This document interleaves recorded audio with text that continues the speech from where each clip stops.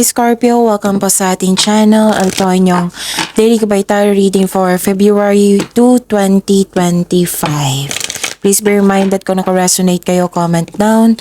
Kung hindi kayo naka-resonate, ibigay niyo po sa iba kasi channel reading po ito. This is for you, Scorpio, ngayong February 2, 2025.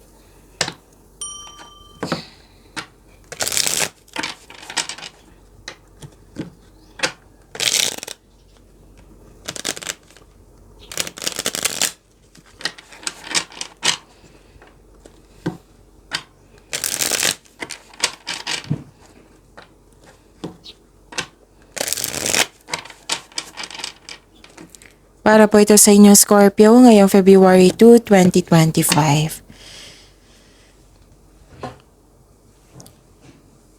Maraming salamat po sa inyong patuloy na suporta at maraming salamat din po sa mga hindi nag-skip ng ads. Gamitin ang reading na ito bilang gabay lamang sa mga hindi pa nag-subscribe. Subscribe na po kayo at click bell notification para malaman nyo na may bago tayong video. Para sa mga gusto magpa-reading po, may lumabas dyan sa screen nyo ngayon. Panoorin nyo po, sundin ang instruction.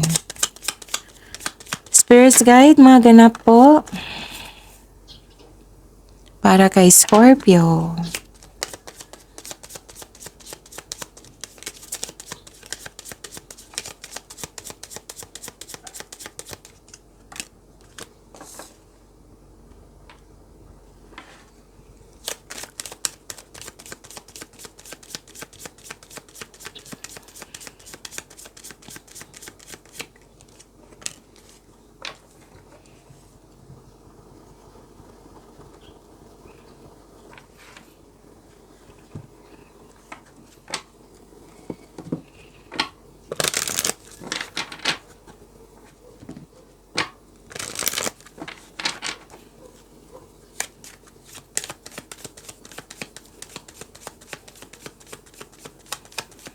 Spirits Guide, mga mensahe pa para kay Scorpio ngayong February 2, 2025. I need 2 cards po.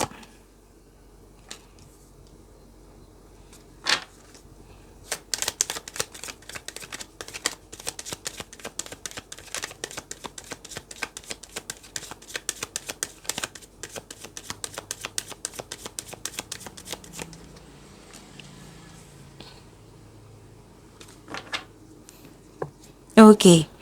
Scorpio, nakita ko dito na nagkaroon po ng pwedeng mangyayari ngayon, pwedeng may balak, may plano.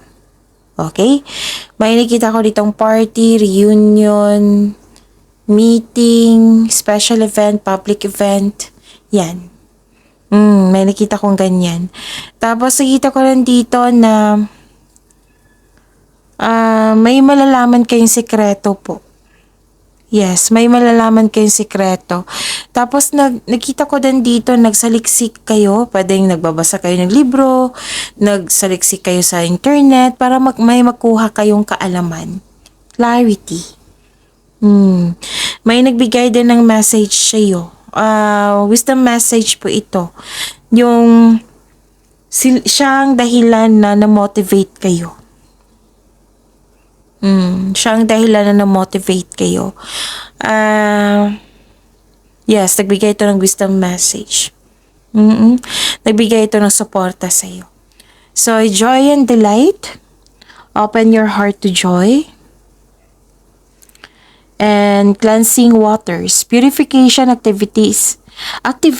Purification activates vibrant life force.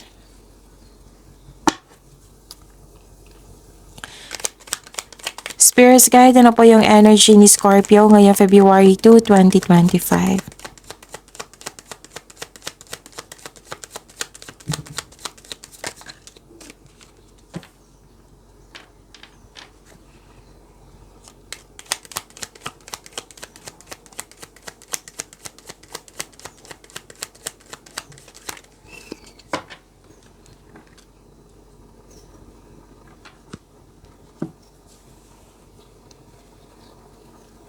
Okay. Kung may narinig kayo, may nakita kayong repeating message, meaning to say, pinupush ng cards niyan, kasi ang ilan sa inyo hindi pa binigyan ng atensyon, na kung maaari din po, bigyan niyo po ng solusyon at aksyon. Remember, Scorpio, at the end of the day, alam mo na ikaw lang taong may kakayahan at responsable na gumawa na sarili mong katotohanan at kinabukasan. By the way, Scorpio, baka hindi niyo pa napanood. Noong January 28, 29, 30, may video po kayo tungkol sa inyong Pebrero. Monthly Gabay Tarot reading niyo po. So, visitor channel, scroll down niyo lang po. Kaka-upload lang po nun. 28, 29, and 30. Tungkol po sa inyo February 2025. Panoorin niyo po kung gusto niyo po. Okay, what is this? Okay. Nakikita ko dito na nagkaroon po ng tension nang dahil sa irresponsable. Oo, tension nang dahil sa irresponsable. So, this card asks you to save money also. Oo. Save money and control on overspending. Yan. Tapos may hindi nagkasundo dito, nagkaroon ng tension. So, this is, may concern kayo sa irresponsable. Ano pa? May away po dito, oh. Mag-ingat. Oo, mag-ingat kasi pwedeng may nag-provoke sa inyo ngayon. Okay? May sitwasyon din na hindi kaya, laban pa rin. Nagkaroon ng delay at blockages. May ano dito, parang kahapon pa ito, Scorpio. Yung tuto sa inyong desisyon, ideas, plano. Oo, kung hindi ako nagkakamali ha, kahapon. So, give attention. This is a repeating message. Pay attention. Kung maaari, bigyan nyo ng changes. Make changes. Okay, bigyan nyo ng action or solusyon kung maaari po. Meron kang naramdaman na yung na-disappoint ka, na you felt defeated. May ganyan nagganap. Na kasi nga may taong hindi naniniwala sa iyo. So, kailangan mo ng kausap dito, Scorpio. Kailangan mo ng kausap or make a journal para it will lead you na maging mahinahon at masuri mo ang sitwasyon. Okay? Kaya para mas makilala mo yung sarili mo kung paano ka mag-handle ng ganitong sitwasyon, kung paano mo siya bigyan ng solusyon. Spirit's Guide, Career and Money po ni Scorpio ngayong February 2, 2025.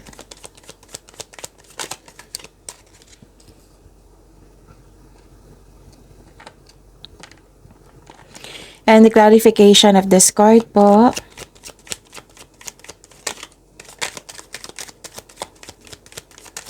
Para po kay Scorpio.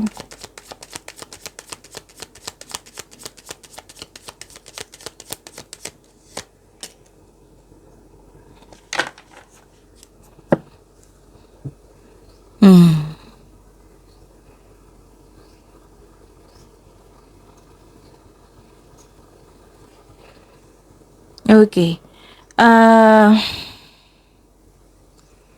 Sa career and money niyo po, kung may dumating na opportunity sa inyo, pag-isipan mo ng mabuti. Okay? Pag-isipan mo ng mabuti, wag i-grab agad, kundi pag-isipan, pagpaplano.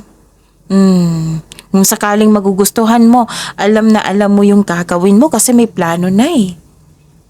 Pero mag-ingat talaga kayo ha sa pagtanggap kasi may nakita ko dito ng ilan sa inyo nagsisisi. Pwede din may nagbago, may nangyaring nagbago na nagkaroon ng refusal to change. Let's say, may rules, may bagong rules. So, mas gusto nyo yung old rules kaysa ngayon. Example yan ha. Kaya na bad mood ka. Okay?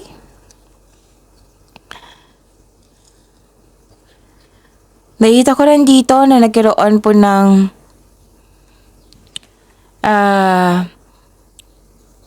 okay.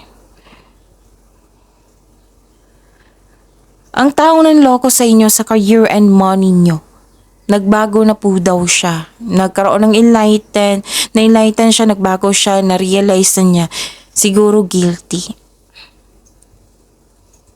Nakita ko rin dito na hindi mo kayang mag-isa or akuhin lahat. Like for example, trabaho. Dagsa yung trabaho. So ask for help. Ask for help.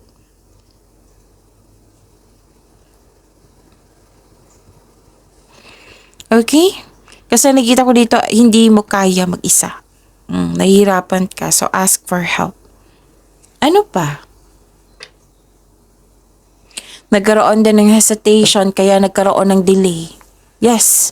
Isa din sa dahilan niya nagkaroon ng delay kasi yung tutusin yung desisyon, di ba? Lumabas, Scorpio.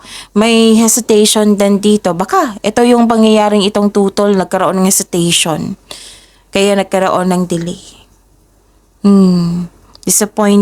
Disappointed ka, you felt defeated. Delay sa plano, delay sa parating na pera, bagay, or tao. Nagkaroon ng hesitation para gawin o gawa ng aksyon sa ang iyong plano o proyekto. Marahil naghahanap ka ng timing or nabigo ka na noon, kaya sinisiguro mo talaga na tama tong gagawin mo, pipiliin mong desisyon or plano. Basta naging wiser ka. Pero don't hesitate too long, ha? Kasi magkakos talaga yan ng delay. Pero then ayaw mong umalis sa comfort zone mo. So take risk. We need to move out from our comfort zone. Alam nyo naman na nasa labas po yung success. Yes, may kasamang challenges, pero may karugtong na success yan. Basta paghusayan nyo, pagbutihin nyo. Walang success pong mangyayari kung nasa comfort zone po kayo. Yes. Ano pa? Nakita ko naman ang completion dito yung completion of cycle. So expect na kaya pala nahihirapan kayo dito na hindi nyo kaya mag-isa kasi sobrang busy nyo. Makakaranas ka ng burnout. So, yung sabi ng card dito, this is a repeating message, ha? So, sabi ko sa inyo, pay attention pag may repeating message. So, yun. Ask for help para hindi mo dala lahat yung gawain. Don't worry, malapit mo nang matapos yung mga ginagawa mo dyan. Tapos, after nyan, mag-rest ka, magbakasyon. Huwag pa daw kayo mag-say yes kung hindi naman akma sa inyong schedule. Kasi kitang-kita ko dito na burnout kayo dito. Let's say, andyan na yan. So, kailangan ng time management dito and ask for help. This is only temporary. Just keep on going. Sabi po ng card niyo po dito. Magkakaroon ng tagumpay kasi completion of cycle po ito. Magkakaroon nga ng celebration, may ganap na celebration. Nag-clarify siya ha dito sa oracle cards nyo. Dito sa tarot cards nyo, may celebration na magaganap, special event. May ganap na celebration kasi nabuo, na kumpleto, or pagtatapos po ito.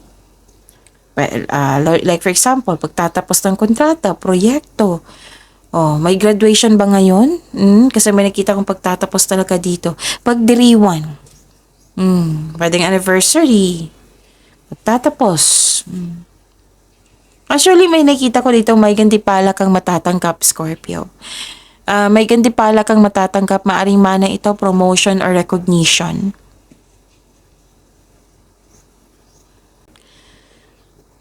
May tao dito hindi marunong magbigay halaga. May kakilala kang very abusive.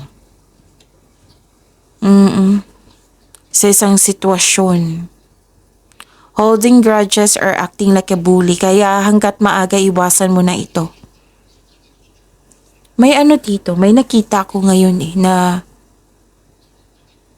relative. May concern kayo sa relative.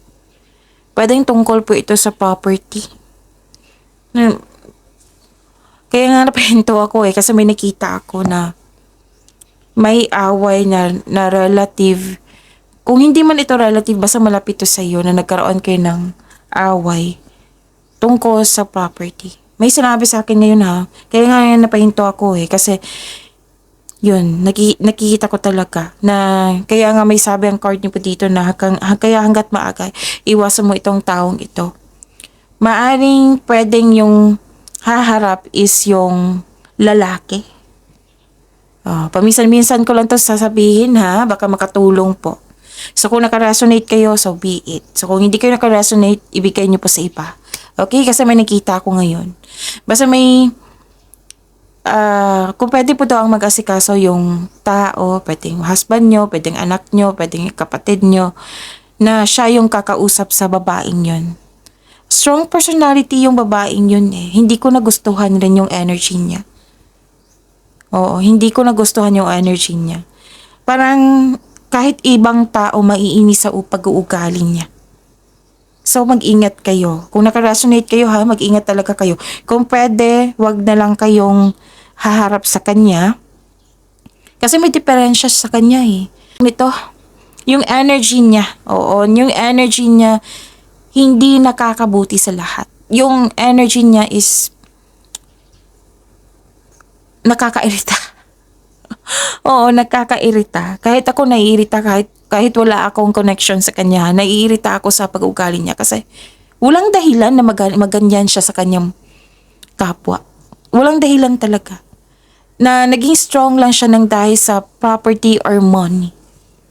Which is I don't like. Kitang-kita ko yung pag-uugali dito, naiirita ako.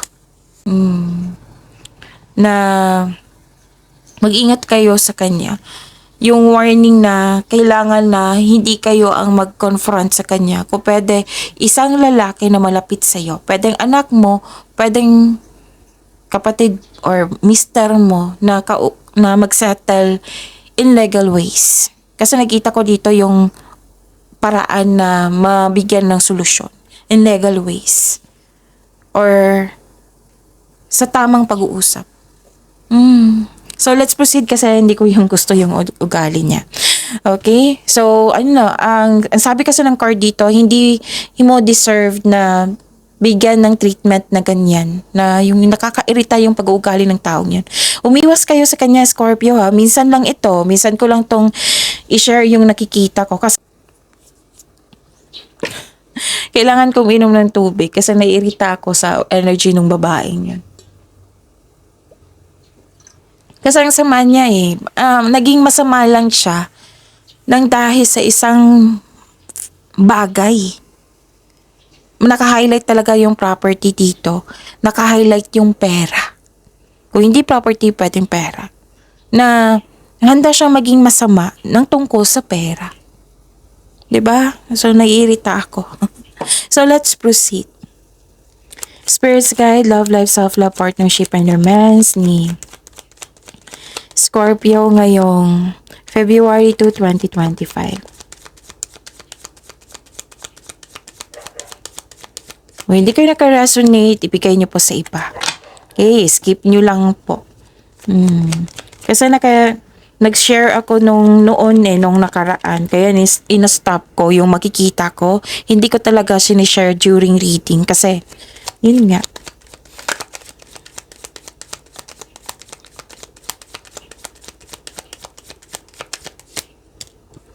Yun. So, kung naka-resonate kayo, naku, mag-ingat kayo.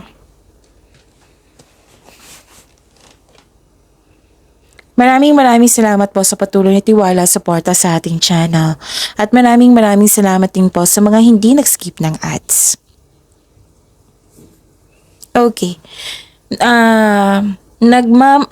Sa mga single dito, nagmamadali kayo magkaroon ng relasyon.